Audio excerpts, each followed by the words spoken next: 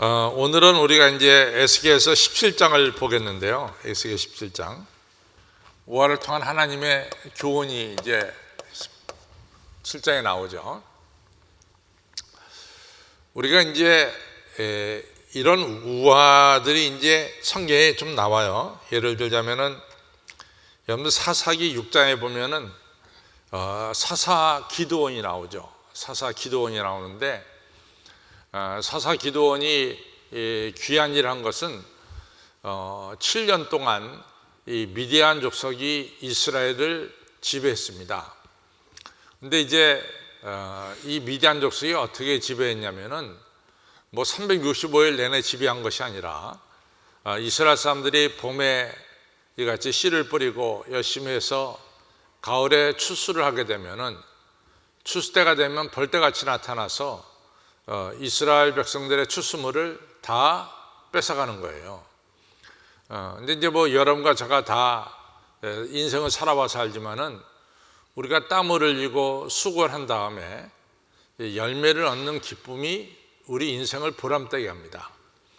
그런데 열심히 일했는데 눈앞에 추수물이 있는데 그것을 도적이 와서 다 가져간다?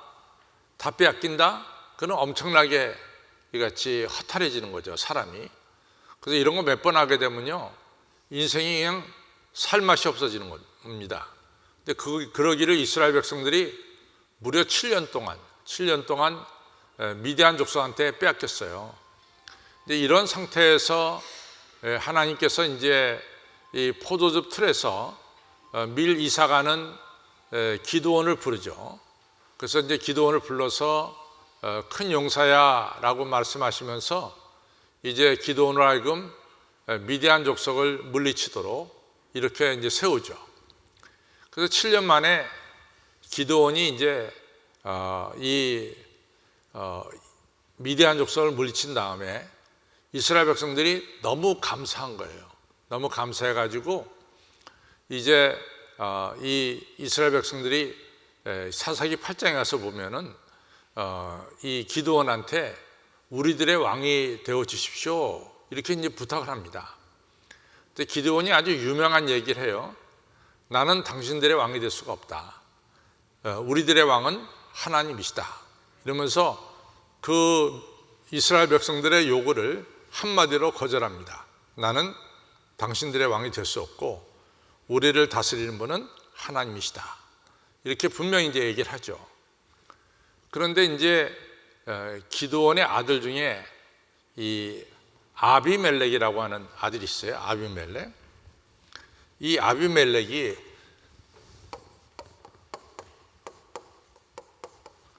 이게 세겜 출신인데 세겜에다가 형제들을 다 불렀어요. 형제들을 다 불러가지고 형제들을 모조리 세겜에서 다 죽여버립니다. 그런데 여태 형제 중에서 요람이라고 하는 이 사람이 아들이 도망쳐 나오죠. 그 형제들 다 몰살당하는데 그때 이제 요람이 이 아비멜렉이 아버지도 왕이 안 되겠다 그랬는데 이 아비멜렉이 자기가 이스라엘의 왕이 되겠다 이런 이야기를 합니다. 그래서 사사시대에 잠깐 동안 이스라엘 왕이 생겼어요. 그게 뭐냐면 아비멜렉입니다. 쭉 사사시대로 나오다가 아주 잠깐 동안 아비멜렉이 스스로 이스라엘 왕이 됐습니다. 그래서 제가 이제 사사 200년이라는 이야기를 하다가 그 다음에 사무엘상에 가서 제가 처음으로 사사시대에서 왕정시대로 이같이 이 역사가 전환이 된다 이런 얘기를 제가 보통 하거든요. 그런데 성경을 정말 많이 알고 있는 사람 중에 한 명이 목사님의 말씀에 저는 동의하지 않습니다 그래요. 그래서 이분이 난 또 무슨 얘기를 하나 하여튼 궁금해서 도대체 뭐가 동의가 안 됩니까 했더니 아니 사사시대에도 왕이 있지 않았습니까 그러는 거예요. 그래서 누구를 가리킵니까? 그랬더니 기드온의 아들 아비멜렉이 잠깐 동안 왕이 되지 않았습니까? 라고 물어보는 거예요. 그래서 맞다고.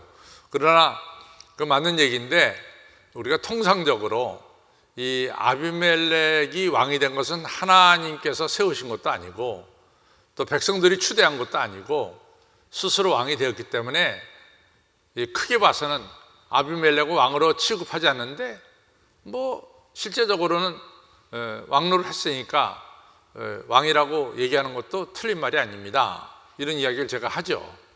실제적으로 아비멜렉이 왕이 됐어요. 근데 이게 왕이 된 것에 대해서 요람이 뭐라고 이제 우화를 하냐면은, 사람들이 이 감람나무한테 가서 우리의 왕이 되십시오 이렇게 얘기한단 말이죠. 근데 감람나무가 내가 이 기름을 가지고 성전에 불도 밝히고 사람도 치료하는데 내가 이것을 그만두고 어떻게 왕이 되냐? 나 왕 안 한다 그랬단 말이죠. 그랬더니 그 다음에는 무화과 나무한테 가서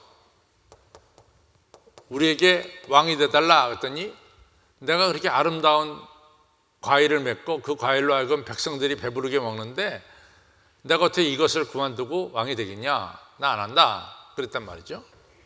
그래서 세 번째는 포도나무한테 가서 우리 왕이 되게 해달라 그랬더니 우리에게 기쁨과 즐거움을 주는 이 포도즙을 만드는 것을 내가 그만두고 어떻게 내가 왕이 되겠느냐? 나 왕 안 하겠다.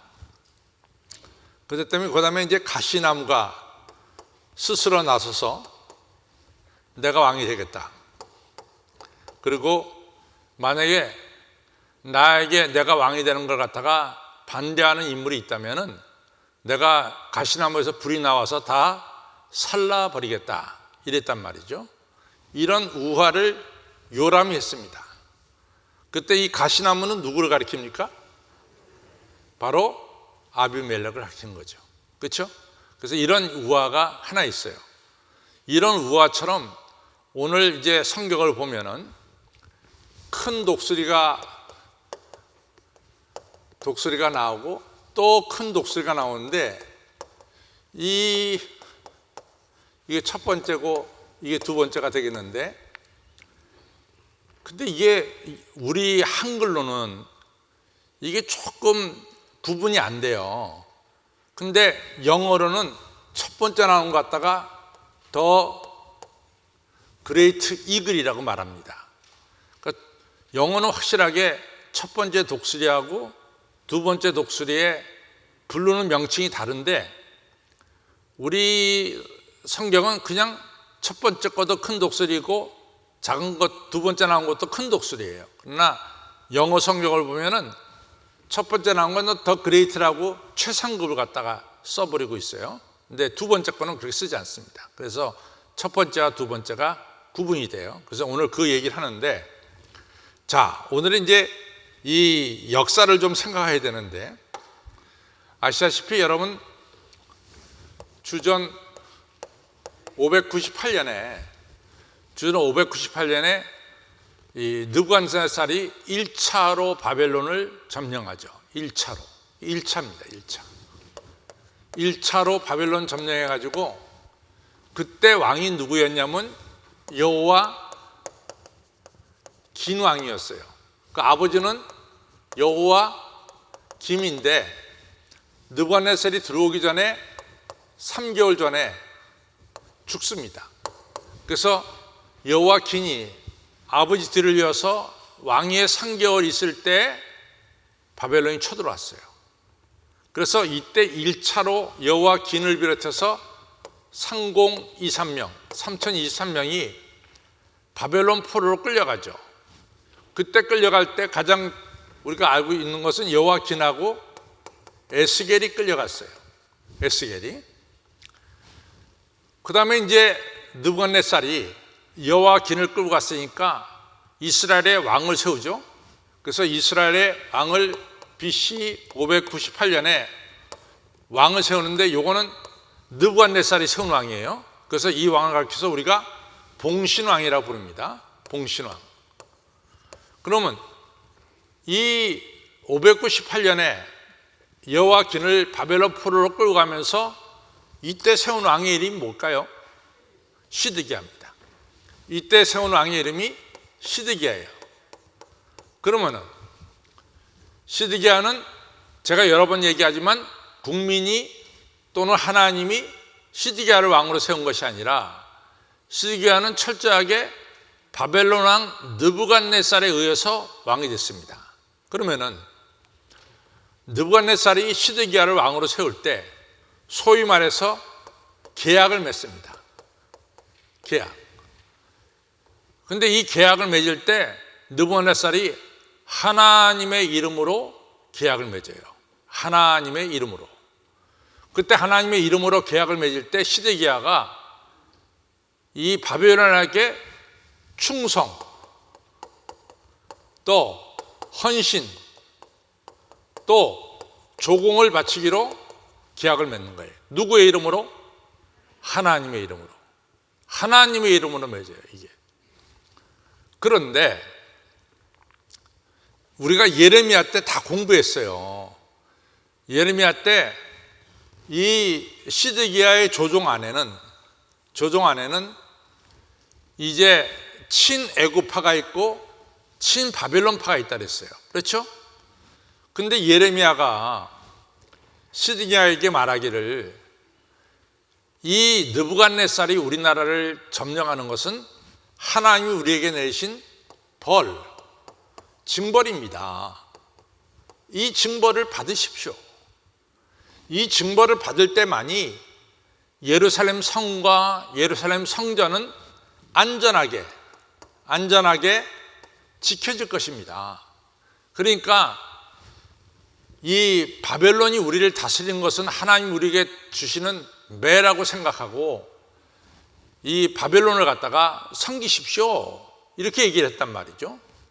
근데 이 얘기했다고 이 예레미야가 웅덩이에 빠지고 그러잖아요. 너는 매국노 같은 놈이다. 어떻게 바벨론한테 이같이 계속해서 머리를 숙이라고 말하느냐. 그때 이때 이 조공의 친애굽파가 이 애굽에 가서 바로한테 우리가 이 바벨론하고 싸우겠습니다. 그랬더니 그러니까 말과 군대를 갖다가 좀 협조해 주십시오. 그러면서 친애굽 쪽에다가 조공을 갖다 바치면서 일을 행했다고요. 이때가 바로 언제냐면 주전 588년경에 이런 일을 벌입니다. 그러니까 느부갓네살이 가만히 있을 수가 없잖아요. 그렇죠? 그래서 군대를 끌고 들어와서 주전 587년에 드디어 예루살렘이 망하죠. 그때 우리가 아는 대로 제가 이 예레미야가 말했잖아요. 이 바벨론을 갖다 잘 섬겨라. 그러면은 이 예루살렘 시온성과 그다음에 성전이 보존될 겁니다. 그랬단 말이죠. 웬걸 바벨론이 와가지고 예루살렘 성 다 무너뜨렸죠. 성전 다 무너뜨렸죠. 그다음에 시드기야를 끌고 잡아가지고 가서 하맛으로 가죠. 하맛으로 가서 시드기야 아들들을 모조리 죽여버리고, 그렇죠? 왕족을 갖다가 멸절시키죠. 다시는 이스라엘 왕이 생기지 못하도록 멸절시키고, 그다음에 시드기야는 두 눈을 뽑고 바벨론 포로로 끌어가죠. 그렇죠? 그래서 거기서 바벨론에서 이 시드기야는 죽습니다. 두 눈이 뽑힌 채로. 그렇죠? 그런데 우리가 이제 587년에 예루살렘 성전이 무너졌어요.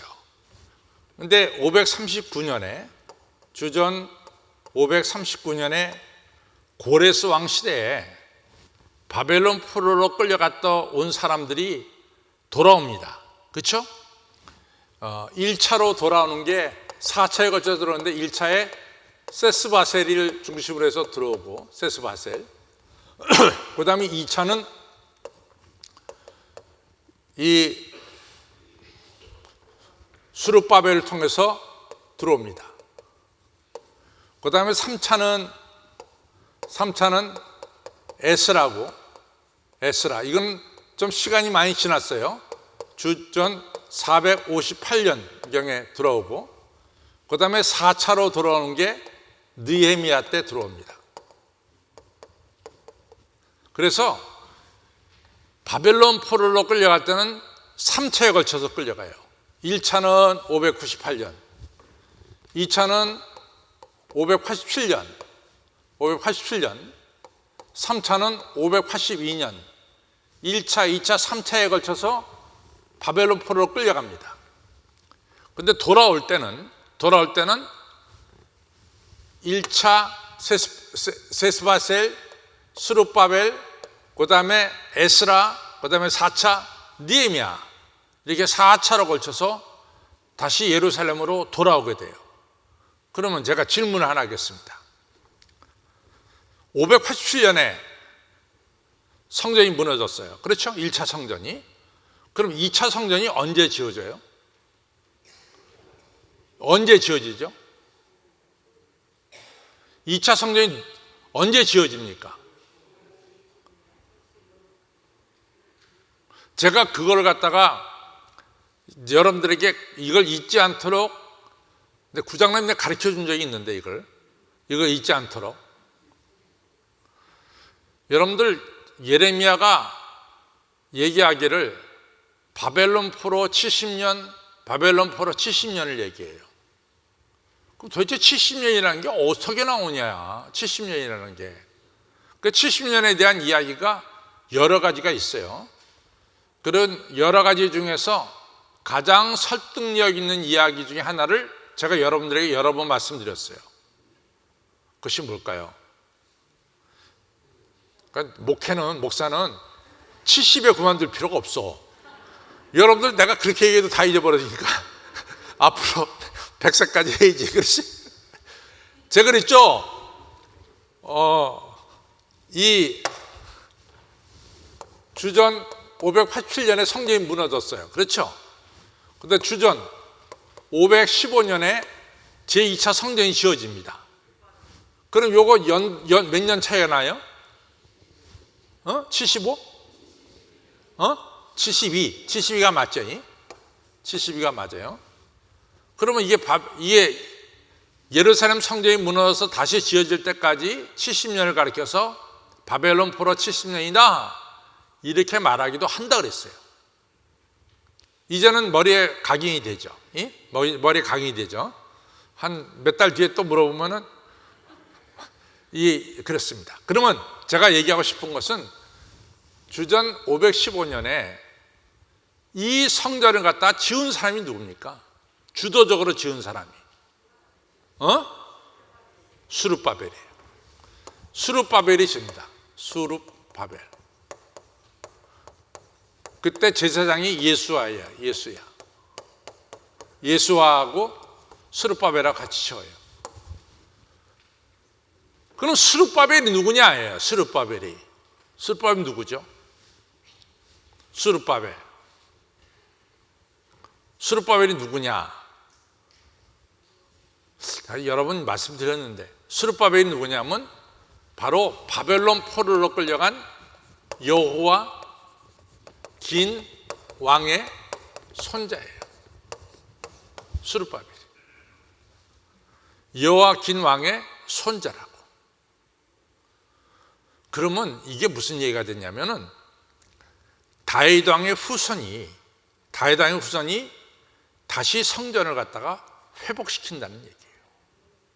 그 다윗 왕의 후손이 계속해서 이스라엘을 지도한다라고 하는 중요한 뜻이 저기 들어있단 말이죠. 바로 오늘 이러한 여러 가지 내용이 바로 에스겔서 17장에서 나오고 있습니다. 제가 다 설명했어요. 이제 읽어가면은 다 여러분들이 이해가 될 줄로 믿습니다. 이제 읽어가겠어요.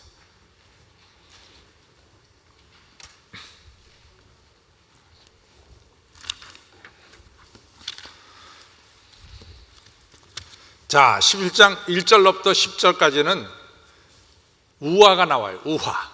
그래서 여호와의 말씀에 내게 임하여 가라사대 인자야 너는 수수께끼와 비유를 이스라엘 족속에 베풀어라. 3절 이르기를 주 여호와의 말씀에 채색이 구비하고 날개가 크고 깃이 길고 털이 숱한 큰 독수리가, 여기서 큰 독수리는 The Great Eagle 얘기하는 거예요. 제일 큰 거. 제가 독수리가 2개 나온다 그랬어요. 지금 말씀하는 것은 첫 번째 독수리입니다.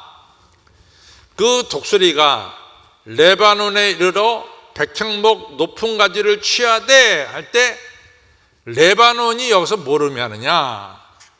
여기서 레바논은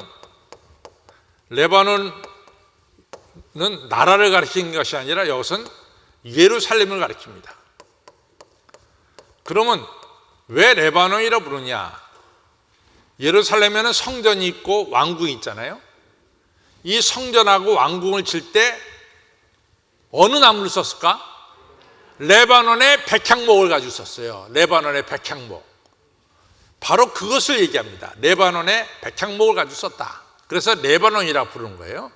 그러니까 여기서 이제 이 말씀할 때 여기서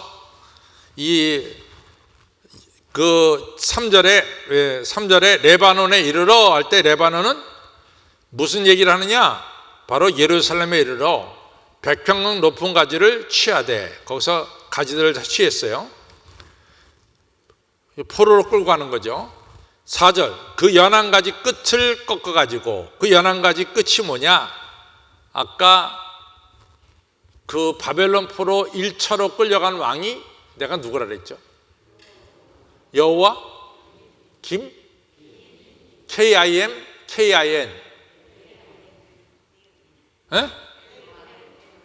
KIN이죠. 여호와긴입니다. 여호와긴을 가리켜요. 여호와긴을 가지고 장사하는 땅 할 때요, 장사하는 땅은 어디를 가리킬까요? 바벨론을 가리킵니다. 장사하는 땅은 바벨론에 이르러 상고의 성읍에 두고, 그만큼 바벨론이 큰 도시였다는 거예요. 장사가 이루어지고, 또 그 땅의 종자를 취하여 옥토에 심되, 그러니까 바벨론 포로에 1차로 끌고 온 사람들을 옥토에 심되 수양버들 가지처럼 큰 물가에 심더니, 아주 좋은 곳에 심었어요. 그래서 이제 느부갓네살의 정책 중에서 중요한 정책이 뭐였냐면요, 자기네가 점령한 지역과 이 바벨론과의 사이를 좋게 하려고 애썼어요. 좋게 하려고. 그래서 1차로 바벨론 포로로 끌려온 사람들을 갖다가 이 바벨론 땅에서 좋은 땅을 주고 거기서 잘 정착할 수 있도록 도와줬어요. 그 다음에 그 예루살렘에 남아있던 사람들한테도 아주 정책을 잘 썼는데, 예루살렘에 남아있던 백성들에게, 예루살렘에 남아있던 사람들은 전부 다 자기 땅과 포도원이 없던 사람들이에요. 그러니까 소장농으로 일했던 사람들이죠. 근데 1차로 끌고 간 사람들은 누구를 끌고 갔냐면은 다 대지주, 귀족, 이런 사람들 끌고 갔단 말이죠. 이 사람들이 다 땅의 주인이란 말이죠. 근데 이 사람들 데려가면서 땅 주인이 없으니까 거기 남아있는 농사 짓는 사람들에게 땅을 나눠줬어요. 그래가지고 바벨론 포로로 끌려간 사람들은 귀족들과 왕족들과 엘리트 그룹이 끌려갔고, 남아있던 사람들은 소위 말해서 하층민들이 남아있었는데, 이 하층민들한테도 느부갓네살이 좋은 정책을 폈습니다. 평생 땅을 가지 못한 사람들에게 땅을 나눠줬어요. 그래서 바벨론과 이스라엘 사이에, 물론 바벨론은 지배국이고 이스라엘은 속국이지만은 지배국과 속국 사이에 관계를 좋게 하려고 무척 애를 쓴 사람이 누구냐? 그 사람이 느부갓네살이에요. 자, 그래서 바벨론 포로로 끌려간 사람들한테 좋은 땅을 주고 거기서 잘 살고 번성할 수 있도록 느부갓네살이 협력을 했습니다. 그 내용이 나오는데, 5절 그 땅의 종자를 취하여 옥토에 심되 수양버들 가지처럼 큰 물가에 심더니 그것이 자라며 퍼져서 높지 아니한 포도나무, 곧 굵은 가지와 가는 가지가 난 포도나무가 되어 그 가지는 독수리를 향하였고 그 뿌리는 독수리 아래에 있었더라. 그 얘기는 여기서 독수리는 느부갓네살을 가리켜요. 이 느부갓네살이 바벨론 포로로 끌려간 사람들을 돌보아 주었다, 이런 얘기입니다. 자, 그 다음에 두 번째, 7절에 보면 두 번째 독수리가 나옵니다. 또 날개가 크고 털이 많은 큰 독수리 하나가 있었는데, 우리가 3절에 보면은 3절에 나온 독수리는 채색이 구비하였어요. 채색이 여러 가지 색깔이 있었어요. 그러나 두 번째 나오는 독수리한테는 채색이 있습니까, 없습니까? 있어요, 없어요? 나는 있는 것 같은데. 있어요, 없어요? 없습니다. 그래서 구분이 됩니다. 첫 번째 나온 독수리는 채색이 있고 두 번째 나온 독수리는 채색이 없습니다. 그 채색이 없는 그 독수리에게 그 포도나무가, 여기서 포도나무는 이스라엘을 가리켜요. 이 포도나무가 이 독수리에게, 채색이 없는 독수리에게 물을 받으려고, 다시 말해서 여기서 이 독수리는 애굽을 가리키는데, 애굽에게 물을 받으려고 그 신긴 두둑에서 그를 향하여, 애굽을 향하여 뿌리가 바라고 가지가 퍼졌더라. 애굽을 의지했다, 그 말이에요. 8절, 그 포도나무를 큰 물가 옥토에 심은 것은 가지를 내고 열매를 맺어서 아름다운 포도나무를 이루게 하려 하였음이니라. 바벨론의 신긴 포도나무는 가지를 내고 열매를 맺게 하였지만은, 지금 이 포도나무가 말이에요, 지금 이 이스라엘 땅에 남아있는 이 사람들이 지금 어떻게 합니까? 애굽을 의지한단 말이에요. 그러니까 9절에 너는 이르기를 주여의 말씀에 그 나무가, 애굽을 의지한 나무가 능히 번성하겠느냐? 이 독수리가 어찌 그 뿌리를 빼고 그 실과를 따며 그 나무로 시들게 하지 아니하겠느냐? 애굽이 정말로 이스라엘을 시들지 않도록 돌볼 수 있느냐? 이런 강한 의무를 그 연한 가지로, 연한 잎사귀로 하여금 마르지 아니하게 하겠느냐? 그렇게 못한다는 거예요, 애굽은. 그리고 이것은 이 바벨론과 이스라엘 사이에 맺은 언약도 깨버린 거죠. 그래서 많은 백성이나 강한 팔이 아니라도 그 뿌리를 뽑으리라. 이 약속을 깨뜨리는 이스라엘은 뿌리가 뽑힐 것이다. 그 다음에 이제 10절에 볼지어다 그것이 심겼으나 번성하겠느냐? 애굽에 심었는데 그게 번성하겠느냐?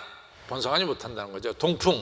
동쪽에서 불어오는 열풍이 부딪힐 때 그 포도나무는 아주 마르지 않겠느냐? 그 자라던 두둑에서 마르리라 하셨다 하라. 이렇게 이제 비유를 얘기했어요. 그 비유에 대한 설명이 11절로부터 21절에 나옵니다. 여호와의 말씀이 또 내게 임하여 가라사대 너는 패역한 족속 이스라엘 족속에 묻기를 내가 이 비유가를 깨닫지 못하겠느냐 하고 그들의 구하기를 바벨론 왕 큰 독수리가 예루살렘의 레바논에 이르러 왕과 방백을 사로잡아 바벨론 자기에게로 끌어가고 그 왕족 중에 하나를, 그 왕 중에 하나가 누구냐? 여호와긴을 여기서 여호와긴을 가리키는 게 아니라 다 끌고 가고 그 왕족 중에 하나 시드기야를 택하여 언약을 세우고 그로 맹세케 하고, 지금 시드기야를 봉신왕으로 세우고 그로 하여금 바벨론에게 맹세케 하고 그 땅에 능한 자들을 옮겨갔더니 이는 나라를 낮추어 스스로 서지 못하고 그 언약을 지켜야, 그러니까 시드기야가 바벨론과 맺은 언약을 지켜야 능히 서게 하려 하였으면을. 그런데 15절에 보니까 그가 시드기야가 사신을 애굽에 보내어 말과 군대를 구함으로 바벨론 왕을 배반하였으니 어찌 형통하겠느냐? 이런 일을 행한 자가 피하겠느냐? 언약을 배반하고 나서야 피하겠느냐? 언약을 깨뜨렸다 이거죠, 시드기야가. 16절 나 주 여호와가 말하노라 내가 나의 삶을 두고 맹세하노니 바벨론 왕이 그를 시드기야를 왕으로 세웠거늘 그가 맹세를 없인 여겨 느부갓네살과 맺은 맹세를 없인 여겨 언약을 배반하였은즉 그 왕에 거하는 곳 바벨론 중에서 왕과 함께 있다가 죽을 것이다. 다시 말해서 시드기야가 바벨론 포로로 끌려갔다가 죽을 것이다. 17절 대적이 바벨론이 토성을 쌓으며 운제를 세우고 많은 사람을 멸절할 때 바로가 그 큰 군대와 많은 무리로도 그 전쟁에 그를 도와주지 못하리라. 바벨론이 예루살렘을 침공할 때 바로가 하나도 도와주지 못했다 이거죠. 그가 이미 손을 내어 밀어 언약하였거늘 맹세를 없인 여겨 언약을 배반하고 이 모든 일을 행하였으니 피하지 못하리라. 시드기야가 이같이 바벨론과 언약 맺은 것을 다 지키지 못했으니까 이 재앙을 피하지 못하리라. 19절 그러므로 나 주 여호와가 말하노라. 내가 나의 삶을 두고 맹세하노니 그가 내 맹세를 없인 여기고, 여기서 내 맹세라고 하는 것은 하나님 이름으로 한 맹세를 가리키는 거예요. 그러니까 제가 느부갓네살이 시드기야가 맹세할 때 누구 이름으로 맹세했다 그랬어요? 하나님의 이름으로. 네가 하나님의 이름으로 맹세한 것을 없인 여기고 내 언약을 배반하였은즉 내가 그 죄를 너희 머리에 돌리되 내가 그물을 그 위에 베풀며 내 올무에 걸리게 하여 끌고 바벨론으로 가서 나를 반역한 그 반역을 거기서 국문할지며. 그래서 시드기야가 하마스로 끌려가서 신문당하죠. 21절 그 모든 군대에서 도망한 자들이 다 칼에 엎드러질 것이며 그 남은 자는 사방으로 흩어지니 나 여호와가 이것을 말한 줄을 너희가 알리라. 그러니까 언약을 어긴 시드기야는 망할 것이다. 이제 22절로부터 24절을 잘 보세요. 나 주 여호와가 말하노라. 내가 또 백평호 꼭대기에 높은 가지를 취하여 심으리라. 내가 그 높은 세 가지 끝에서 연한 가지를 꺾어 높고 빼어난 산에 심되. 여기서 높고 빼어난 산은 시온 예루살렘을 가리킵니다. 그러니까 이 포도나무에 연한 가지를 하나 잘라가지고 그 연한 가지를 높고 빼어난 산, 예루살렘 산, 시온산에 심는다 이거죠. 그렇다면은 여기서 이 연한 세 가지는 누구를 가리키겠냐 이거지. 스룹바벨. 아멘. 스룹바벨을 가리키는 거예요. 하나님께서 스룹바벨을 들어 쓰신다는 거예요. 그 스룹바벨이 예루살렘에서 뭐래요? 515년에 성전을 세우죠. 제2의 성전을 세우죠. 그 얘기를 하는 겁니다.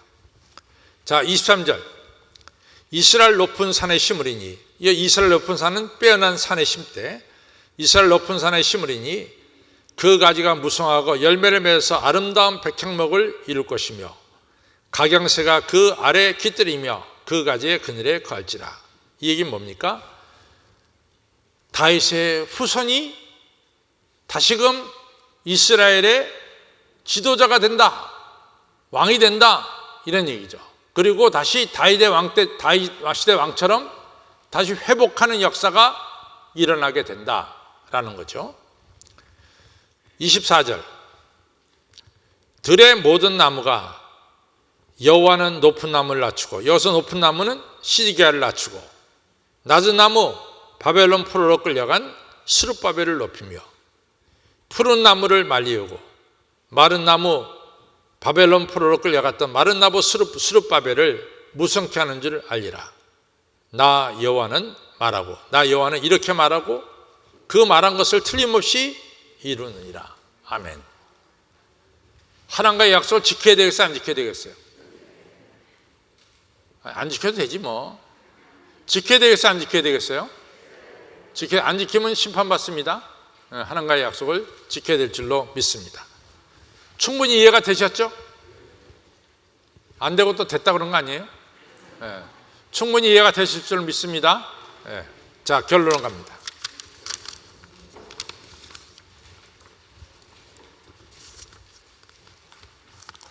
결론이 있어요? 네, 그럼 결론 같이 읽겠습니다. 있으면은. 자, 시작. 하나님께서는 배은망덕의 죄에 대하여 엄격하게 심판하시는 것을 알 수 있습니다. 하나님과 맺은 언약은 지켜야 하는 것입니다. 하나님과 맺은 언약을 파기할 때 하나님께서 심판하시는 것입니다. 그때 사람들이 하나님을 알게 된다는 것입니다. 그러니까 고통을 당해봐야 안다는 거죠. 심판을 어길 때 언약을 어길 때 하나님의 심판이 임할 때 하나님이 살아계시구나. 그때 하나님을 알게 되는 거죠. 그 다음에 그리고 사람들이 하나님 바르게 알게 될 때 거기에 소망이 있고 회복이 이루어짐을 알 수 있습니다. 성도 여러분, 하나님 모든 역사에 흥망성쇠를 주관하십니다. 하나님께서는 겸손한 자를 복주시고 높여주십니다. 따라서 여러분은 하나님과의 약속을 지키시는 겸손한 자가 되시고 하나님 말씀에 순종하는 자가 되어서 하나님께서 내리시는 축복을 받는 성도님들이 되시기를 주님의 이름으로 축원합니다. 예.